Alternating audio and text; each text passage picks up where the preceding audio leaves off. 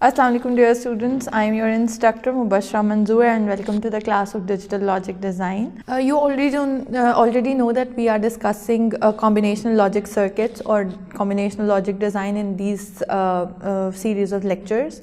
What we have already discussed are arithmetic and logical circuits, and then we discussed that how do we design different code converter circuits, and now today's topic is how do you design data handling circuits.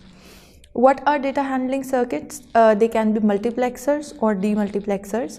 Today's topic will focus on multiplexers. What is a multiplexer? As the name suggests, multi. That means if you have multiple input in a circuit and you want to transmit them, you want to send them over a single channel, or you want them to select one by one. That's why these circuits are also called data selectors as well, because you select that which input has to be transmitted at what time. So multiplexer is a device that has multiple inputs and it has a single output line. What happens that whenever you have multiple inputs, it behaves like a switch, a regulator switch in your layman's term.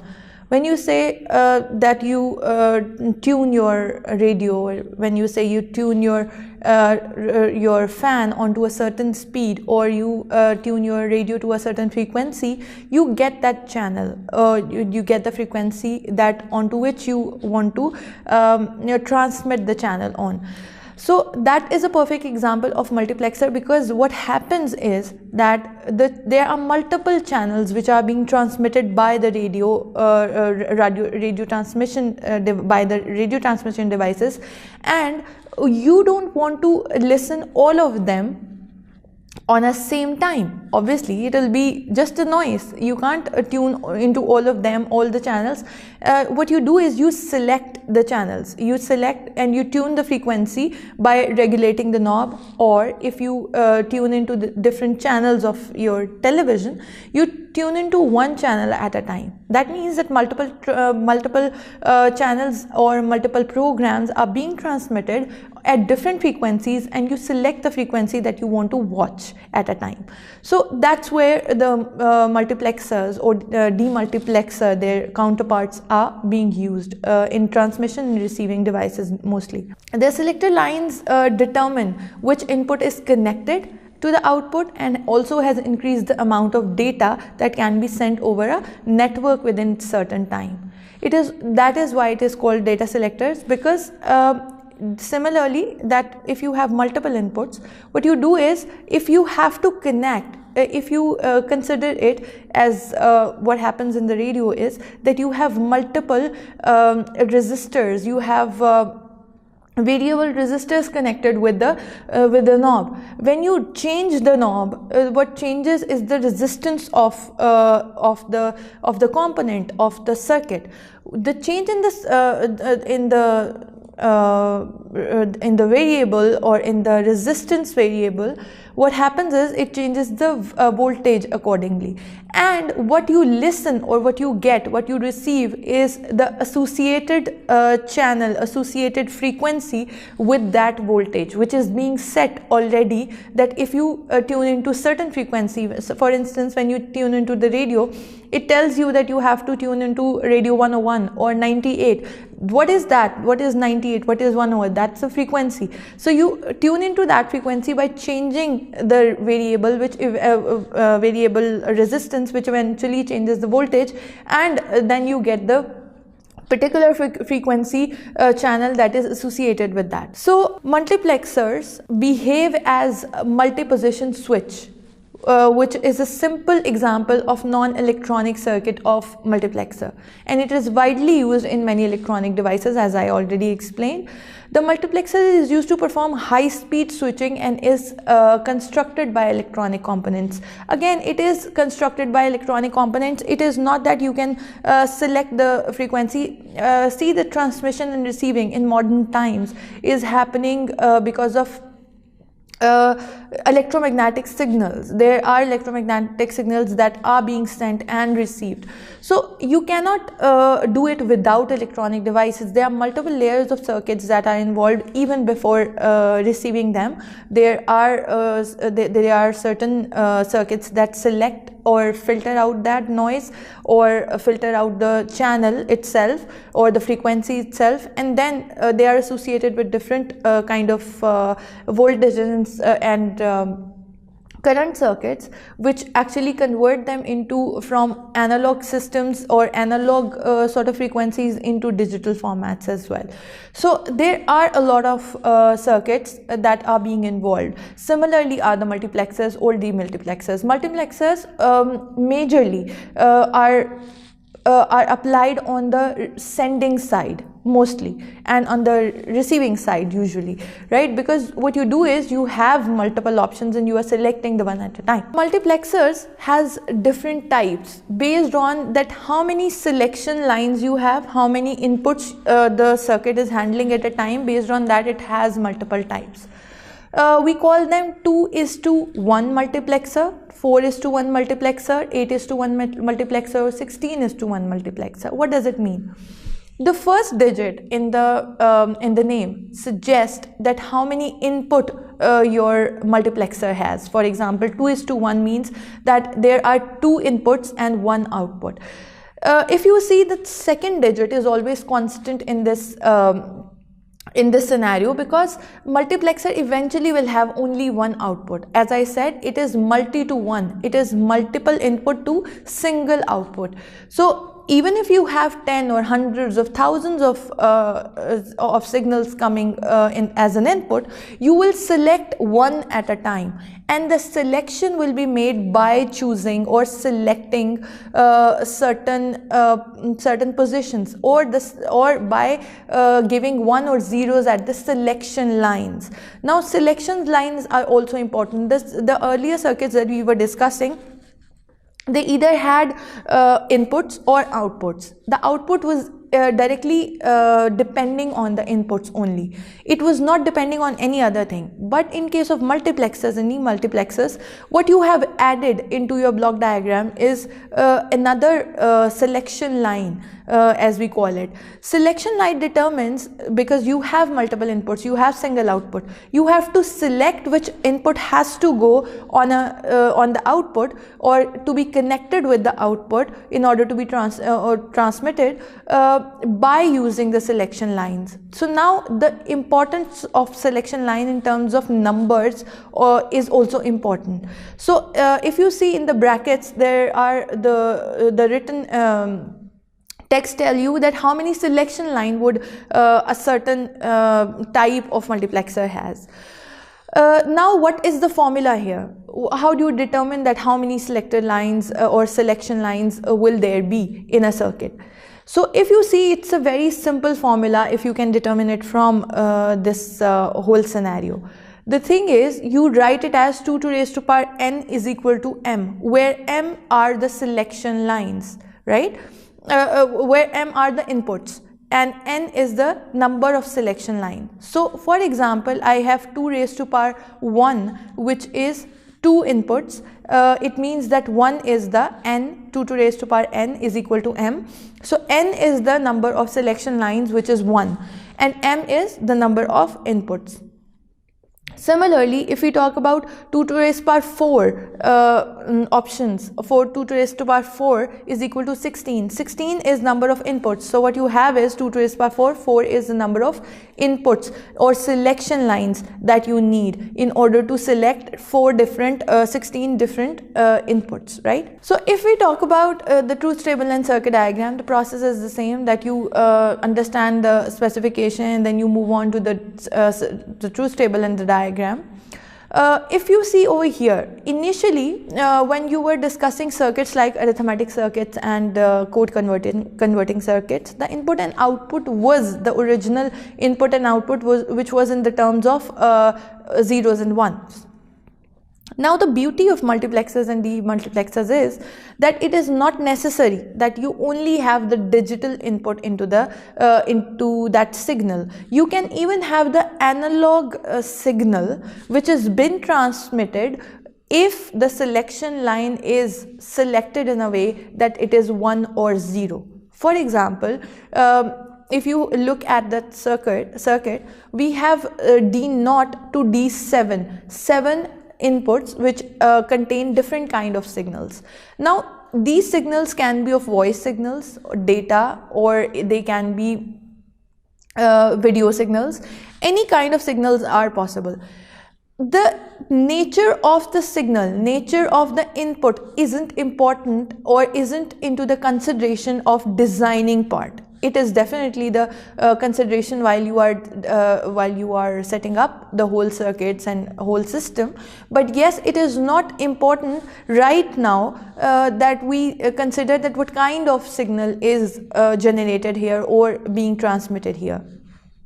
So what you do is you make the truth table based on the selection lines. The selection lines can be ones or zeros. What you can control with this is number of ones and number of zeros. So what you do is 2 to the raised to power 3. If we are talking about 8:1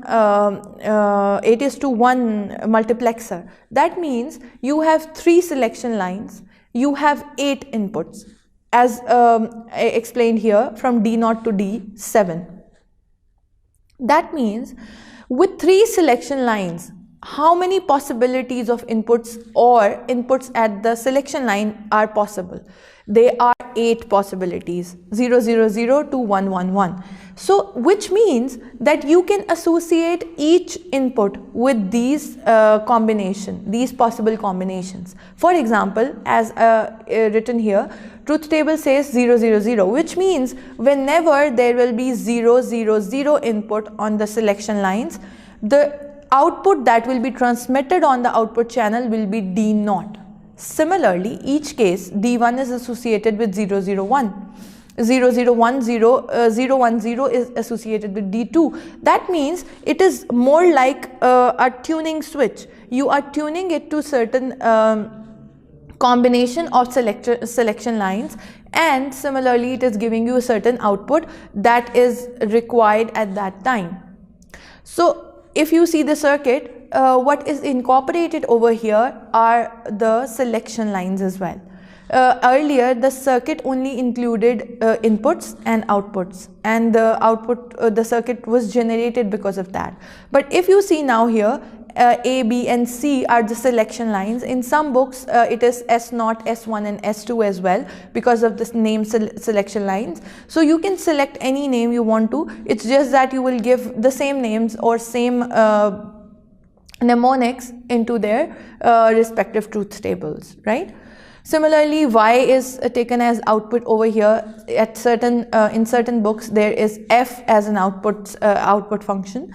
So now instead of 0, 0, 1, 1, what kind of output you have at the in the Y column is D0, D1, D2, D3. Now D1 can be any call, any voice signal. It can be any song that is being transmitted. It can be any video that is going to be transmitted. There can be any sort of signal. There can be one simple train of ones and zeros, or square wave, zeros and ones, right? So any kind of signal is possible, but whatever that signal is, it will be transmitted when the respective combination of selection line is processed. So applications of multiplexers. Multiplexers, as I already said, are the special kind of circuits that are being used in a slightly different way than we used the earlier combinational circuits. So communication system is a very major application area of multiplexers. The communication systems has both the communication network and transmission systems. It is a combination of networks and the circuits that transmit that data. As I already told you about radios, a certain radio channel transmit their data. You have certain offices or the whole buildings for the transmission, and what you have in your houses are the receivers of radio transmissions. So you tune your receiver to a certain frequency and it gives you that particular channel's transmission, which can be a song, which can be an ad or anything, right? But all in the form of audio signal. Similarly, if you talk about the television, or you talk about the systems that has some visuals in it, there is a slightly different manner of selecting the inputs. By using a multiplexer, the efficiency of the communication system can be increased by allowing the transmission of data such as audio and video data from different channels through single line or cable. You are not transmitting, or you are not using parallel lines or cables for all the channels, or different frequencies for all the channels, but you are choosing a single line on which you are sending the data in sequential manner, one by one, when it is needed. Similarly, computer memory systems is another area of application in multiplexers. Multiplexers are used in computer memory to maintain a huge amount of memory in the computers, and also to reduce the number of copper lines required to connect the memory to other parts of the computer. Do you know that within a computer system there are three major components? There are input outputs, there is a fixed memory or on computer memory, microcomputer memory, and then there is a processor, and there is a constant communication between not only the user and computer, but also in between the components of the computer, which are memory and microprocessor majorly. So when they communicate in between, there are different levels of communications, and multiplexers are used in order to make it efficient. Telephone networks, again, as I said, communication networks, so telephone is another example. Telephone networks, multiple audio signals are generated and integrated on a single line of transmission with the help of multiplexers. So if you say, if you observe, it doesn't happen anymore, but because of the modern telephonic systems, or efficiency is so increased, but in earlier times, when it was not that evolved, sometimes people used to have distorted voices, or two distorted lines or channels into one. So what used to happen was that people used to hear another communication of another line. That was because of not the modern computers. So this whole phenomena is actually catered using multiplexers.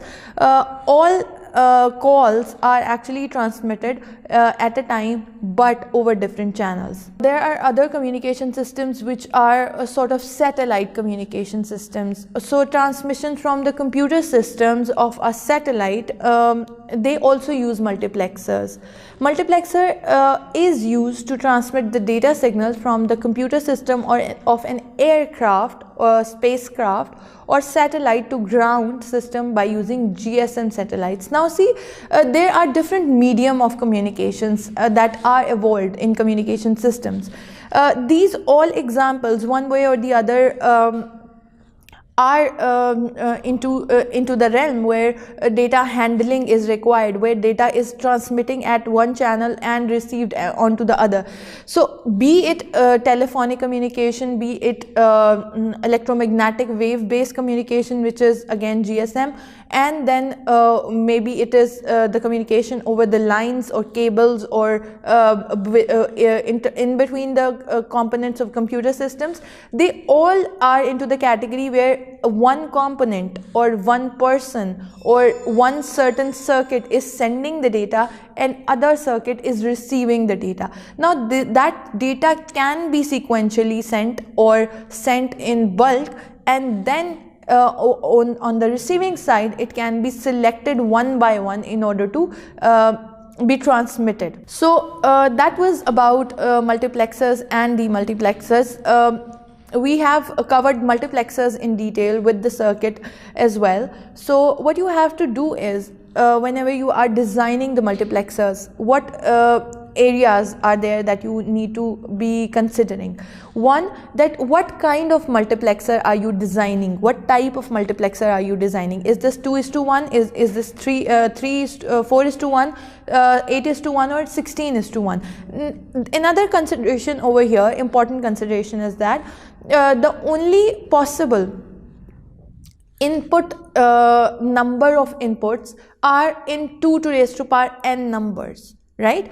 It is not possible to have 3 inputs and transmit over a single channel using one selection line. So that is why, since I said the formula is 2 to raise to power n is equal to m, where m is number of inputs and n is number of selection lines. So it always has to be in the answer. M is also be in some power of 2, which is possible, that 2 to raise power 1 is 1, 2 to raise power 2 is 4, so 4:1, 2 to raise power 3, which is 8:1. So you will first identify that what kind of circuit that are you designing.